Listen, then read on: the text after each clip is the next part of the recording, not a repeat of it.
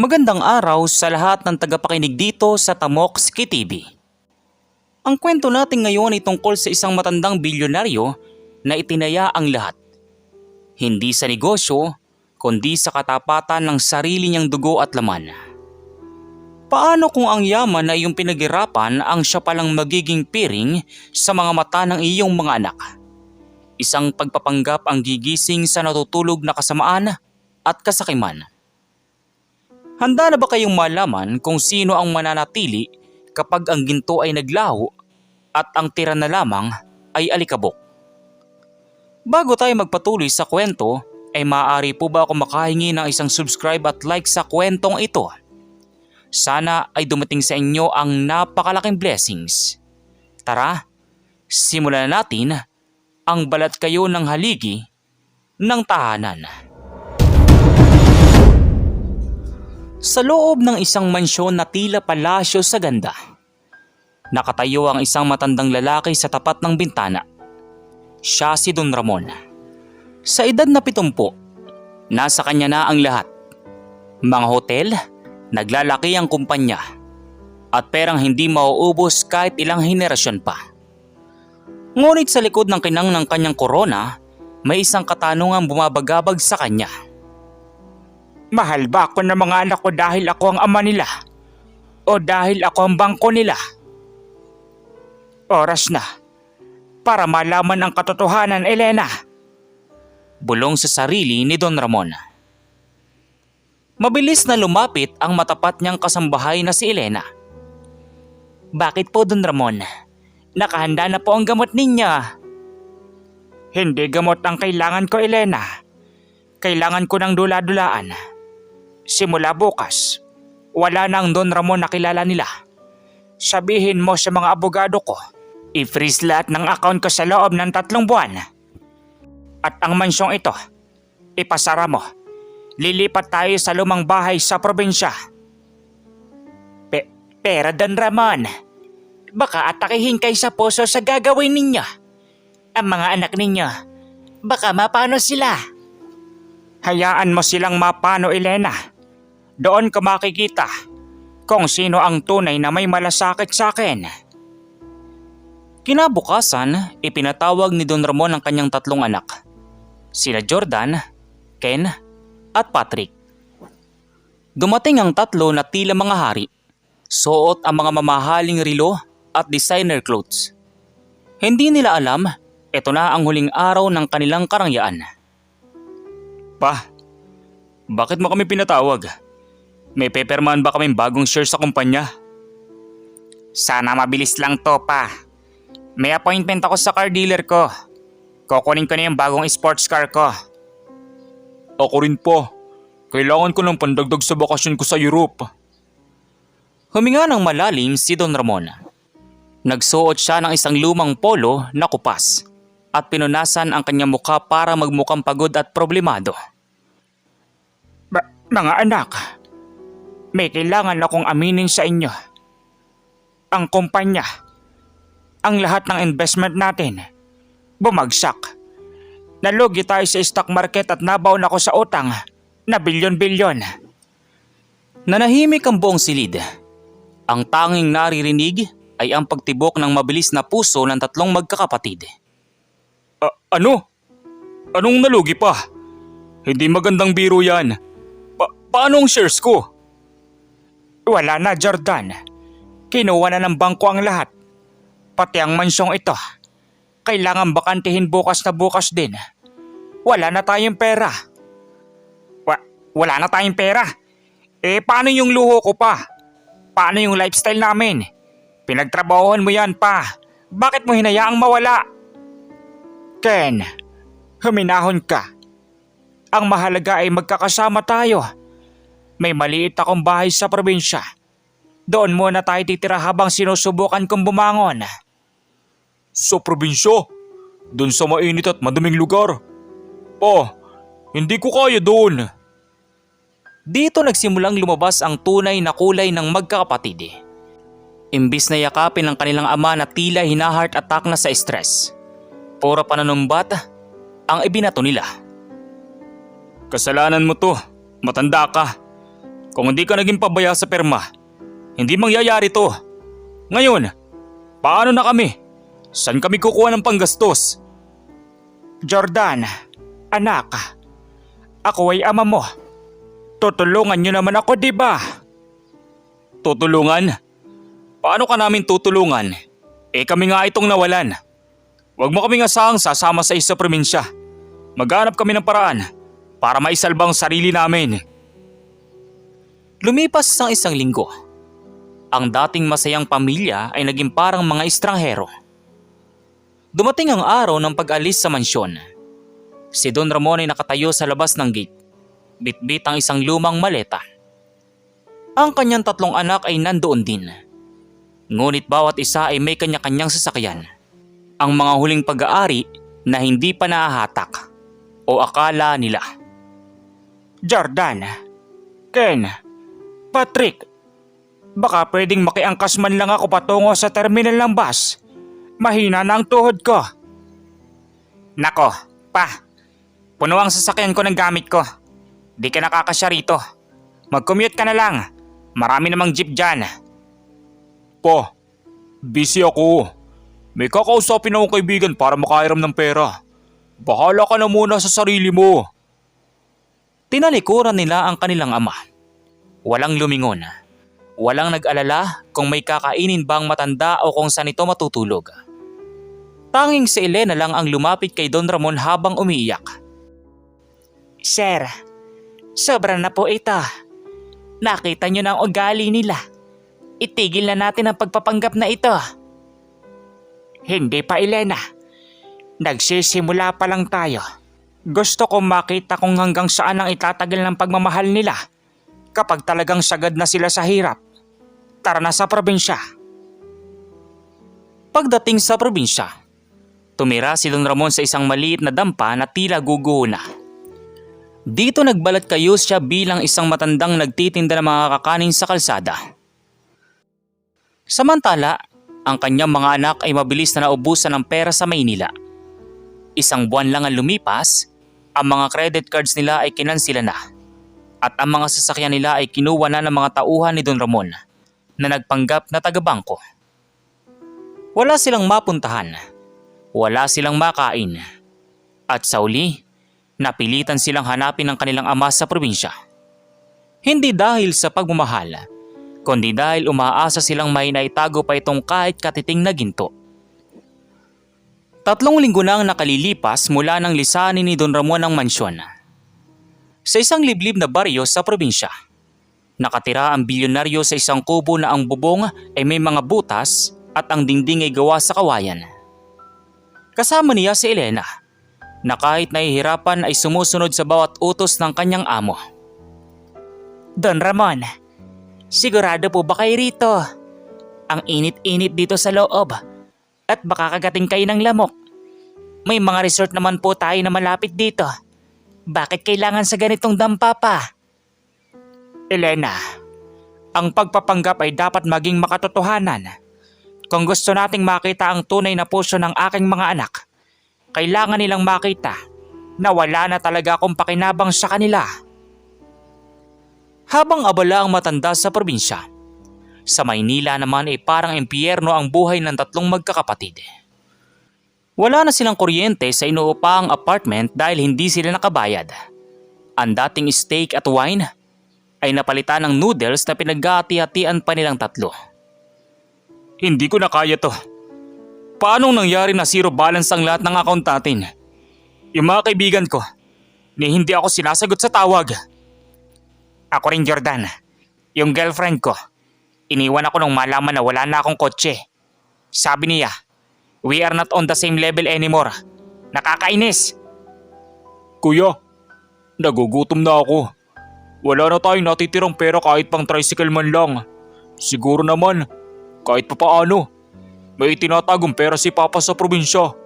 Hindi pwedeng wala siyang emergency fund na naiwan sa kanya. Tama ka, Patrick.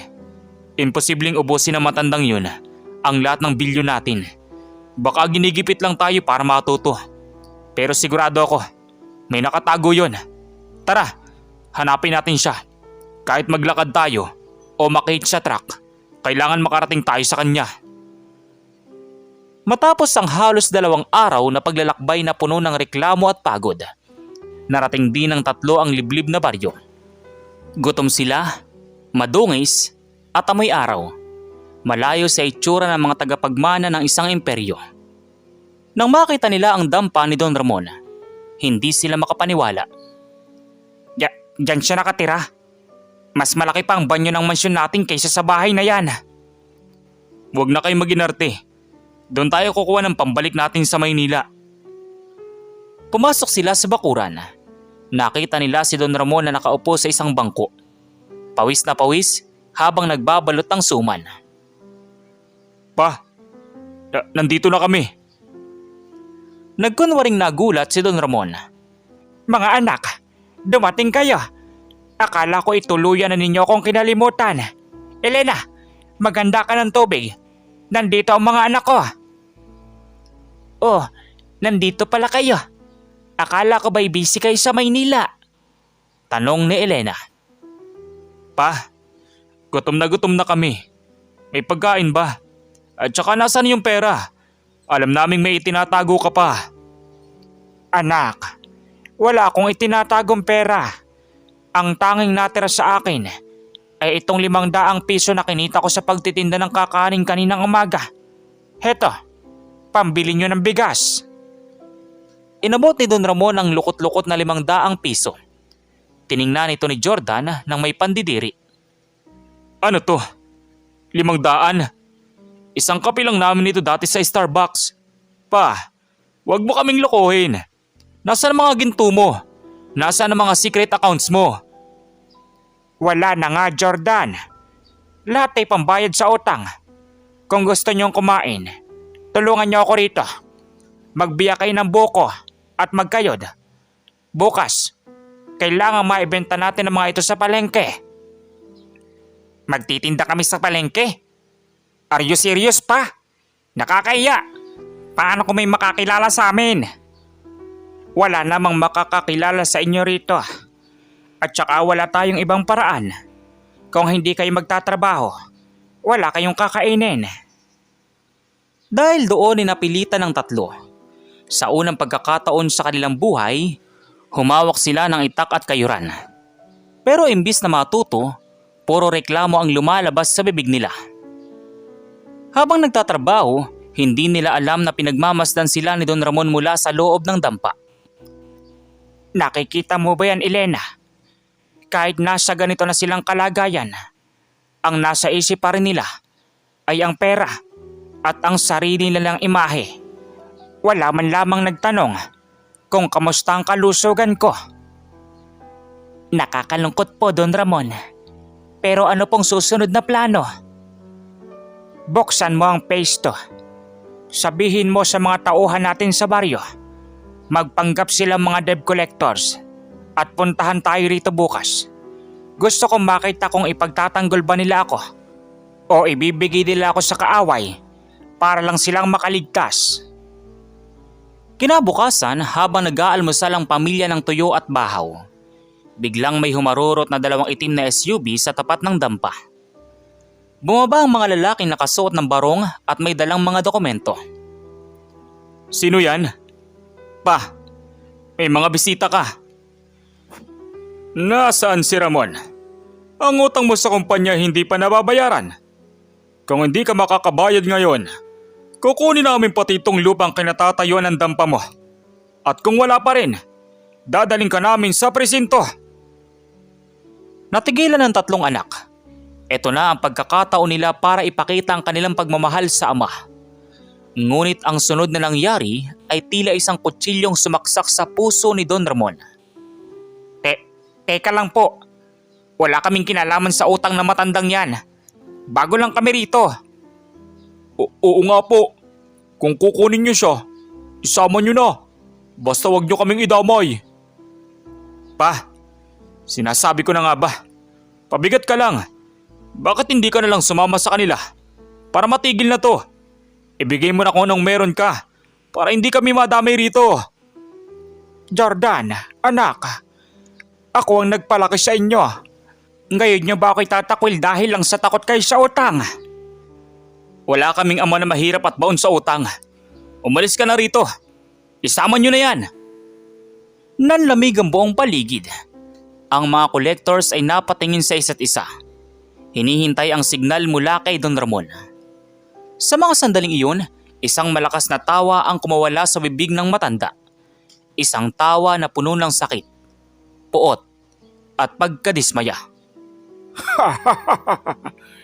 Napakahusay. Napakahusay ninyong mga anak. Biglang tumayo ng tuwid si Don Ramon. Nawala ang panginginig ng kanyang boses at naglaho ang itsura ng matandang mahina. Inayos niya ang kanyang lumang polo at tiningnan ng kanyang mga anak ng may otoridad na hindi nila nakita kailanman. Elena, dalhin mo rito ang telepono ko. Oras na para tapusin ang palabas na ito. Sa gitna ng masukal na bakuran ng dampa, nanatiling nakatayo ng tuwid si Don Ramon. Ang kanyang mga anak ay nagtataka kung bakit tila nawala ang takot sa mukha ng kanilang ama. Sa halip na magmakaawa, isang malamig na titig ang ibinigay nito sa kanila. Ano pang tinatawa-tawa mo dyan pa? Sumama ka na sa kanila para matapos na to. Nakakahiya ka. Pati kami nadadami sa dumi mo. Dumi.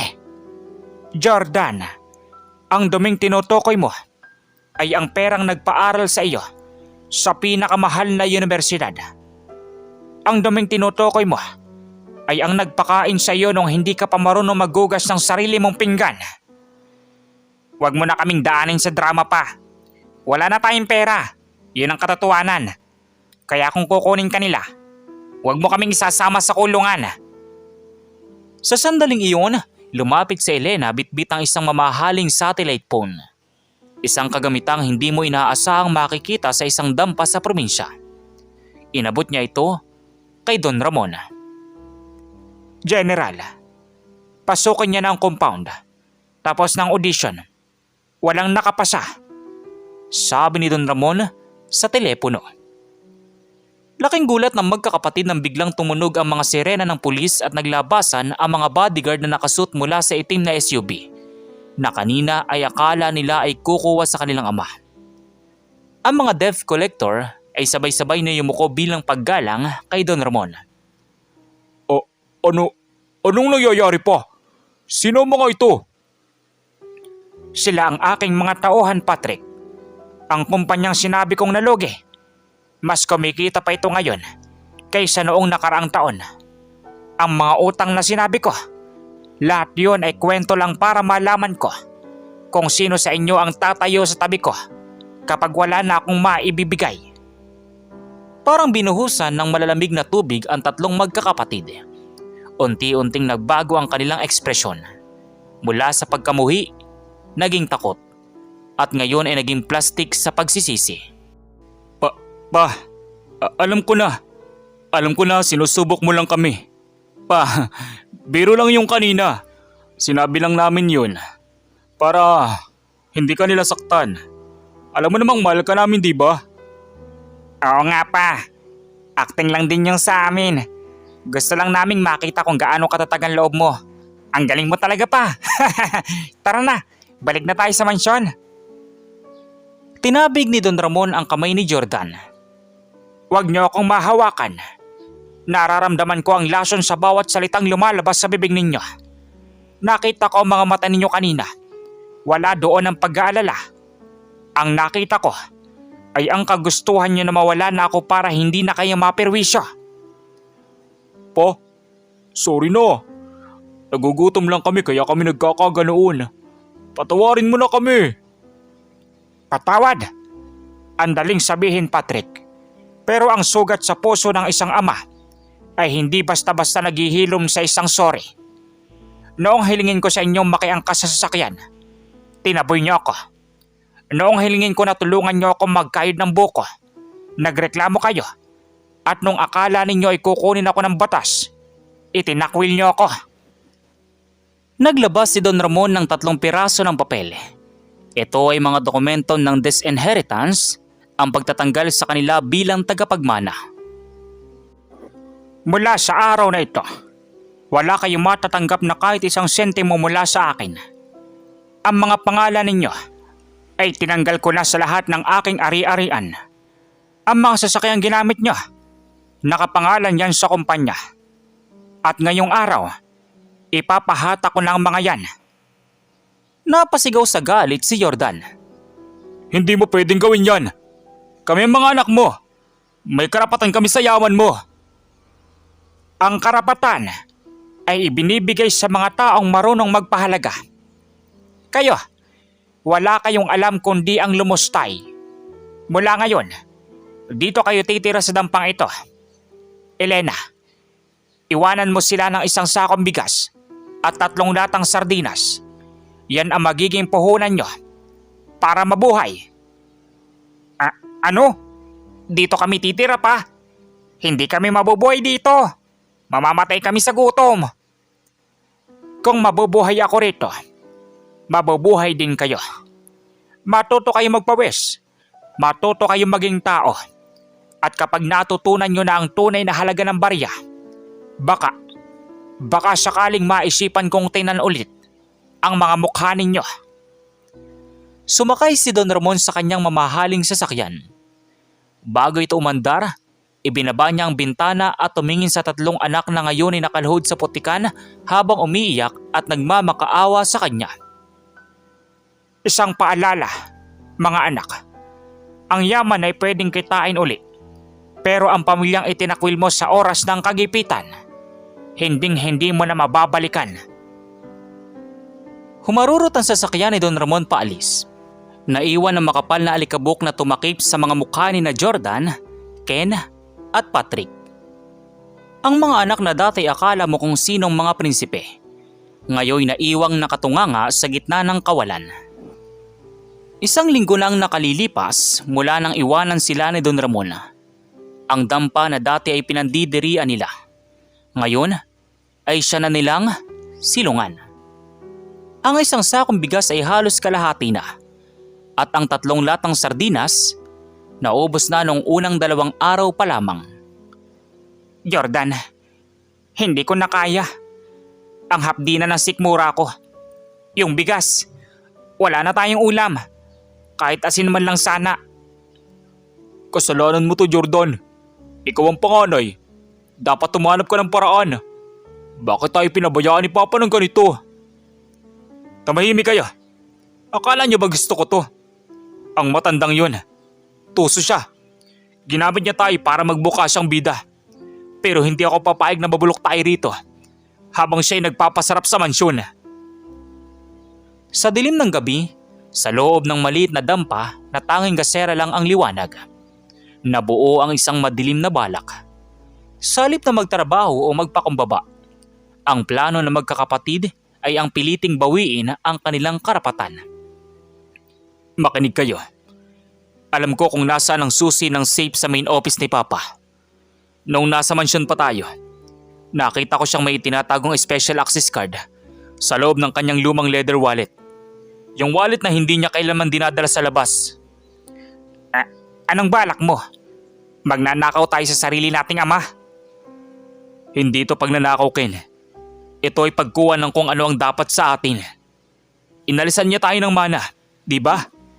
Di kukunin natin ng maaga. Kapag nakuha natin ang access card na yun, makukuha natin ang mga transfer documents. Mapipilitan siyang permahan yun kung hawak natin ang leeg niya. Dahil sa sobrang gutom at galit, sumang-ayon ang dalawa. Gamit ang huling lakas, naglakad sila patungo sa bayan at nakiangkas sa isang truck ng kopra para makabalik ng Maynila. Ngunit hindi nila alam, bawat galaw nila ay binabantayan. Sa loob ng kanyang opisina sa Maynila, nakaupo si Don Ramon habang tinitingnan ang CCTV monitor sa kanyang tablet. Nakita niya ang 3 anak na pilit na umaakyat sa pader ng kanyang compound sa probinsya na akala nila ay walang bantay. Elena, tingnan mo sila. Akala ko ang hirap ang magtuturo sa kanila ng sipag. Pero mas pinili pa rin nilang dumaan sa maling paraan. Sir, baka po kailangan na nating tawagan ng mga pulis. Delikado na po ang ginagawa nila. Huwag mo na. Hayaan nating makapasok sila. Gusto ko makita kung hanggang saan ang kayang gawin ng sarili kong dugo para sa pera. Nakapasok ang tatlo sa mansyon sa probinsya kung saan naiwan ang ilang gamit ni Don Ramon. Madilim ang paligid. Gamit ang flashlight ng kanilang cellphone, hinalugog nila ang kwarto ng matanda. Kuya, natatakot ako. Paano kung mahuli tayo? Huwag kang maingay. Heto na, nahanap ko na. Inangat ni Jordan ang isang lihim na compartment sa ilalim ng kama. Doon ay nakita niya ang isang itim na wallet. Ngunit nang buksan niya ito, walang access card. Ang nandoon ay isang lumang litrato. Litrato nilang apat noong mga bata pa sila, kasama ang kanilang yumaong ina. Sa likod ng litrato may nakasulat, "Para sa aking mga anak, kayo ang tunay kong yaman." Dahil doon ay napatigil si Ken. Jordan, tingnan mo to. Ito yung huling birthday ni Mama, di ba? Wala akong pakialam sa litrato. Nasaan ang card? Nasaan ang pera? Biglang bumukas ang lahat ng ilaw sa kwarto. Nakatayo sa pintuan si Don Ramon, kasama ang ilang armadong security guards. Ngunit ang mas masakit, si Don Ramon ay may hawak na oxygen tank sa tabi niya. Tila ba sa gitna ng lahat ng ito, tunay na siyang nahihirapan sa kanyang kalusugan. Nahanap niyo ba ang hinahanap niyo? Napatulon sa gulat ang tatlo. Napalibutan sila ng mga guards. Nanliligaw lang kami. Gusto ko naming makita. Nanliligaw? Sa gitna ng gabi? Sa pamagitan ng pag-akit sa pader at paggalugog sa kwarto ko? Jordan, hanggang kailan ka magsisinungaling? Pa, nagugutom na kasi kami. Hindi namin kaya dun sa dampa. Ken, binigyan ko kayo ng pagkakataon na magbago. Pero mas pinili niyo ang pagnanakaw. Ang litratong itinapon mo, Jordan, yan sana ang susi. Sa likod ng frame na yan, nandoon ang password ng isang fund na inilaan ko para sa inyong tatlo. Isang fund na magagamit nyo para magsimula ng sariling negosyo. Nanlaki ang mga mata ni Jordan. Agad niyang pinulot ang litrato. Ngunit bago pa niya mabasa ang password, kinuha ito ng isang guard. Ngunit dahil mas pinahalagahan ninyo ang galit at pagnanakaw kaysa sa alaala ng inyong pamilya, ituring nyo na ang pagkakataong ito na tuluyan ng naglaho. Ngayon, may dalawa kayong pagpipilian. Nanahimik ang lahat. Ang boses ni Don Ramon ay puno ng pait. Una, ipapakulong ko kayo sa salang trespassing at attempted robbery. O pangalawa, sasama kayo sa akin sa huling paglalakbay. Isang paglalakbay na magpapasya kung sino sa inyo ang karapat-dapat na manatili sa pamilyang ito. Anong paglalakbay pa? Pupunta tayo sa pinakamahirap na komunidad sa lungsod. Doon kayo magtatrabaho bilang mga volunteer sa loob ng 2 buwan. Walang cellphone. Walang tulong mula sa akin. Kung makakatapos kayo, pag-iisipan ko. Kung hindi, asahan nyo ang rehas ng kulungan. Wala silang nagawa kundi sumang-ayon. Ngunit habang papunta sila sa lugar, may isang plano si Jordan na hindi alam ng kanyang mga kapatid. Isang plano na maglalagay sa buhay ni Don Ramon sa panganib. Dinala ni Don Ramon ang kanyang 3 anak sa isang sitio na kung tawagin ay Sitio Pag-asa. Isang lugar kung saan ang mga tao ay nabubuhay sa pangangalakal ng basura. Dito kailangan magtrabaho ni na Jordan, Ken at Patrick sa ilalim ng init ng araw, kasama ang mga ordinaryong manggagawa. Siguraduhin niyo lang malinis ang trabaho. Kapag dumating ang mga tauhan ko, kuhanin niyo matanda. Huwag niyo siyang sasaktan ng malala. Kailangan ko lang siyang piliting pumirma sa deed of donation ang lahat ng assets niya. Bulong ni Jordan sa isang sulok habang hawak ang isang lihim na burner phone. Habang si Jordan ay abala sa kanyang masamang balak, sina Ken at Patrick naman ay unti-unti nang nakakaramdam ng pagbabago. Sa loob ng ilang linggong pagtatrabaho kasama ang mga mahirap, nakita nila ang tunay na kahulugan ng pagsisikap. Patrick, tingnan mo yung batang yon. Buong araw nangangalakal pero nakangiti pa rin pag-uwi dahil may pambili na sila ng 1 kilong bigas. Tayo noon, kahit anong mamahaling pagkain ang ihain sa atin, puro reklamo pa rin tayo. Oo nga Kuya Ken, nahihiya ako sa sarili ko. Si Papa, ganito pala ang pinagdaanan niya bago siya yumaman. Ngayon ko lang naintindihan kung bakit siya nagalit sa atin. Isang gabi, habang nagpapahinga si Don Ramon sa isang maliit na tent sa sitio, biglang sumugod ang 3 armadong lalaki. Ito ang mga tauhang kinuha ni Jordan. Nasa na matanda? Huwag kayong lalaban kung ayaw niyo ng gulo. Nagkagulo sa sityo. Agad na tumakbo sina Ken at Patrick para protektahan ang kanilang ama. Ngunit laking gulat nila nang makita nila si Jordan na nakatayo sa tabi ng mga armadong lalaki. Pa, tapusin na natin to. Permahan mo na mga papel na to at ibibigay ko sa iyo ang tahimik na buhay sa probinsya. Ayoko na maghirap dito. Hindi ako pang basura. Jordan, anong ginagawa mo? Ama natin siya. Tumahimik ka, Ken. Duwag ka kasi. Kung ayaw mong sumama sa akin, mamamatay kayo sa gutom dito. Sa gitna ng tensyon, si Don Ramon ay nanatiling kalmado. Tumayo siya mula sa kanyang upuan at tinitigan ang kanyang panganay na anak. Jordan, alam kong tungkol sa mga tawag mo. Inaasahan ko na gagawin mo ito. Kung alam mo, permahan mo na to. Ngayon din. Biglang naglabasan ang mga tunay na security ni Don Ramon na nakatago lang sa paligid, kasama ang mga pulis. Ang mga armadong lalaki na kinuha ni Jordan ay agad na sumuko nang makitang outnumbered sila. Napalood si Jordan sa takot. Jordan, anak. Hanggang sa uli, pera pa rin ang pinili mo. Sina Ken at Patrick, nakita ko ang pagtulo ng kanilang pawis at ang paglambot ng kanilang puso. Pero ikaw, ang puso mo ay tila naging bato na. Patawad. Nagdilim lang ang paningin ko. Ayoko lang talaga maghirap. Ang hirap ay hindi dapat katakutan, Jordan. Ang dapat mong katakutan ay ang mawala ng dangal.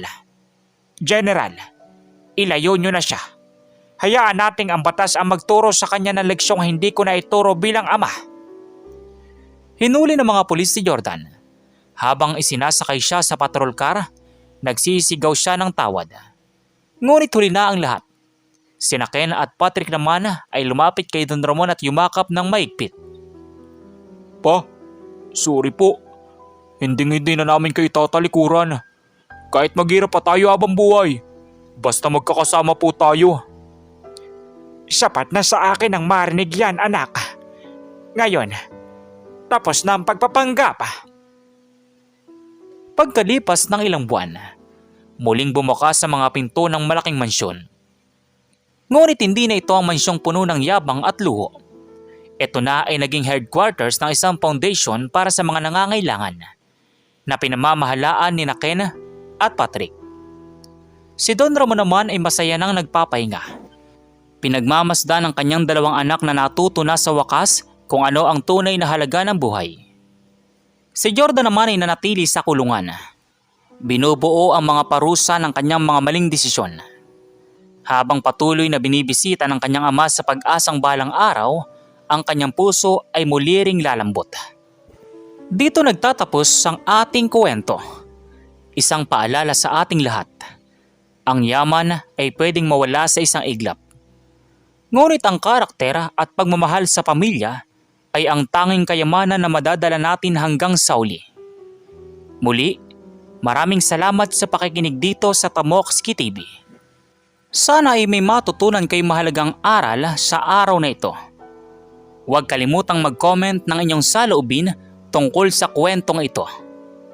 Hanggang sa muli nating kwentuhan, God bless po sa inyong lahat. So once again, inuulit ko pong muli. Ako po si Tamokski TV.